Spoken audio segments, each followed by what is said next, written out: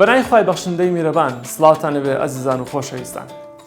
ڕەنگە ئاشنا بن بەوەی کە خانەکانی لەش بەردەوام خانەکانیان تازەکەنەوە، بەڵام تا ئێستا پێیت لەوە کردووەتەوە ئایا خانەوە مردووەکان و پاشماوەکانیان چی لێ دێت و ڕۆژوگرتن چی کاریگەریەکی لەسەری دەبێت.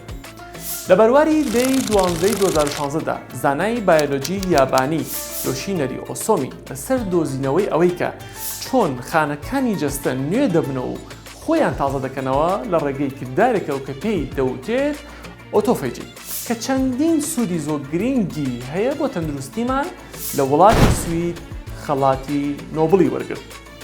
لە دۆزینەوەکەیدا بە شێوەیەکی زۆر سەرسوڕهێنەرانە کاریگەری بە ڕۆژوبوونبوونی لەسەر جەستەی مرۆڤ دەرخست، چونکە لە کاتی برسیبووندا جەستەی مرۆڤ کردداری ئۆتۆفەیجی ڕوودەدات و چالاک دەکات کە خانەکان دەست دەکەن بە شیکردنەوەی پرۆتینە ژەهراویەکان، ڤایرۆس، بەکتریا و ئەو پێکاتانەی تری خانەکان کە تێکشکاون.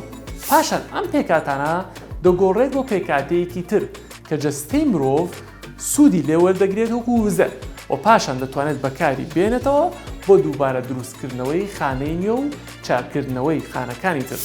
کەمەش وا دەکات بێژگەلەوەی کە جەستەی مرۆڤ ڕزگاری دەبێت لەو پێکاتە زیان بەخشانە، هەروە جەستەی مرۆڤ سوود دەبینێت لەو پێکاتانە و ئەتوانێت بەکاری بێنێت وەکو پێکاتەیەکی سوودبەخش لە جەستەدا. لێرەدا پرسیار دەکرێت ئایا ئەگەر ئەم کردارە کە پێی دەوتێت کردداری ئۆتۆفەیجی ڕوونەدات چی بەسەر جەستەمانە دێت؟ ئەگەر ئەم پێکاتە زیان بەخشانە لە کاتی برسیبووندا لە لەش لا نەبرێت، ئەوە دەبنە هۆکارێک بۆ زۆرێک لە نەخۆشیەکانی ڤایرۆس، بەکتریا، ئەڵزایمەر، پارکسۆن و شێرپەنجە و چەندین نەخۆشی درێژخایەنی تر.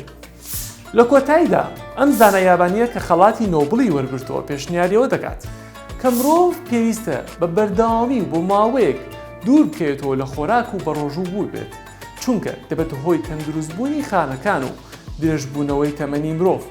داواش دەکات زیاتر توێژنەوە ئەنجام بدرێت کە دڵنیایە ئەم برسیبوونەی مرۆڤ سوودی زۆر زیاتی بۆ جەستەمان هەیە. ئەمە سوودێکی دیکەی سەرسوڕهێنەری ڕۆژوگرتن بوو. تا ئێستاش گومانت لە سوودەکانی بە ڕۆژوبوون هەیە؟ تەندروست باش و سەلامەت بن. خواتان لەگەڵ.